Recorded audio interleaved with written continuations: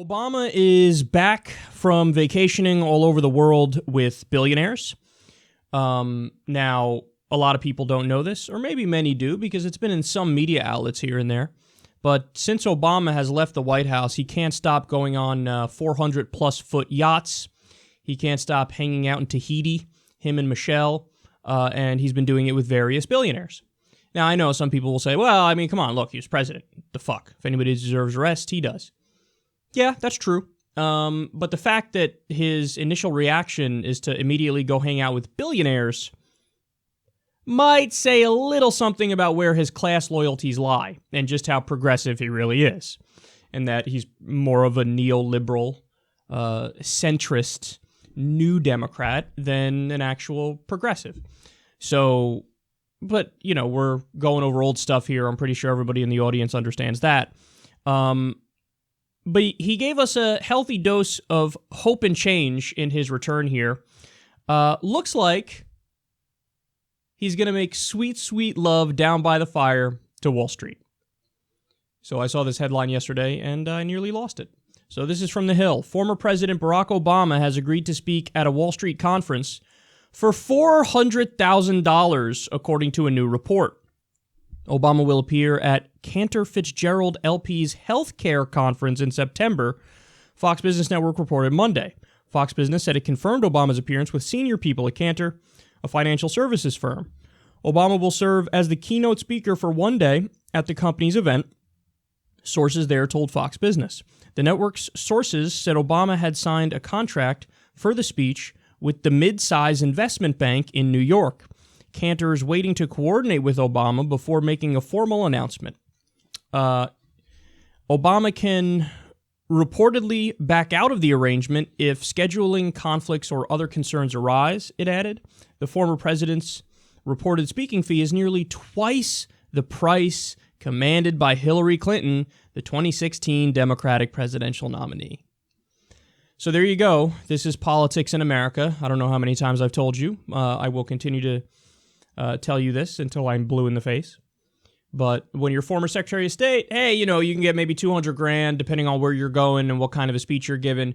Hillary went to Goldman Sachs, and I think she got $675,000 for 2 speeches. And make no mistake about it, the reason they give out that money is to buy political influence. That's the way this game is played. So it's not like the people at Goldman Sachs were just, we're really, really interested in what Hillary Clinton has to say about the issue of abortion.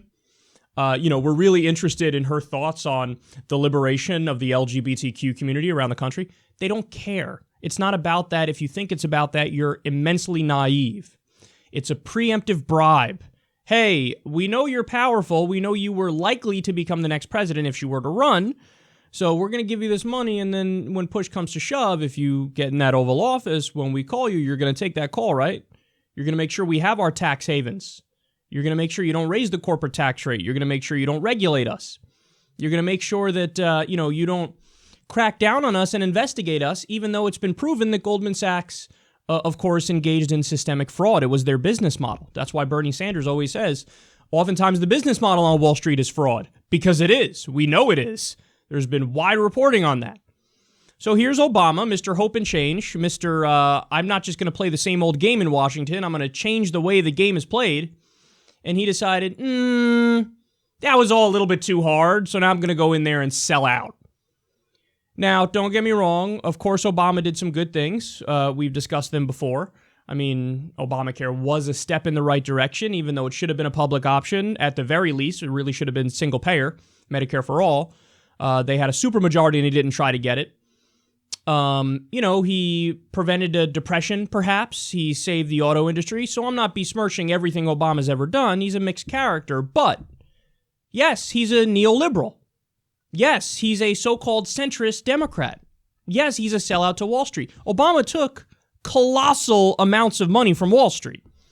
And you know what he ended up doing, right? Bailing them out. He bailed out Wall Street. And Eric Holder and Obama's administration did not prosecute people on Wall Street. Now, when it comes to Obamacare, yes, step in the right direction, better than what we had before. But there's a reason why healthcare companies and health insurance companies don't despise him. That was all kabuki theater. They actually love him. Why? Because Obamacare made it so that you have, a whole new swath of people in the country who are mandated by law to go buy private health insurance. That helps their bottom line.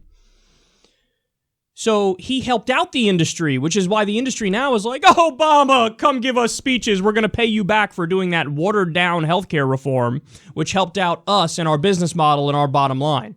You made us more profit, so now we're going to return the favor and we'll just throw you some money for giving a shitty speech. Here's $400,000. Thank you for 45 minutes of your time. And that's the way this game is played. You bail out Wall Street. You look out for them. You protect the interests of the elite class, and you get repaid. And then you still have corporate Democrats running around today talking about President Obama as the leader of the Democratic Party.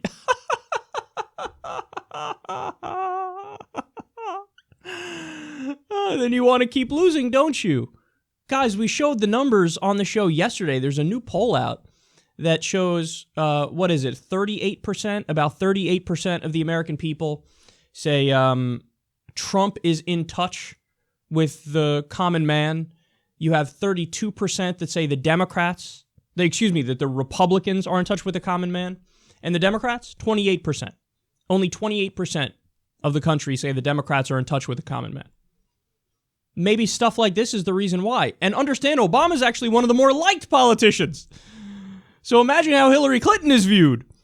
They look at Hillary, they say all they see is status quo, business as usual. You might as well tattoo Wall Street right on her forehead. Obama was able to conceal it a little better and had a personality that's a little more likable, so many people overlooked that a lot. But now he's really letting his freak flag fly. He's going, that's right.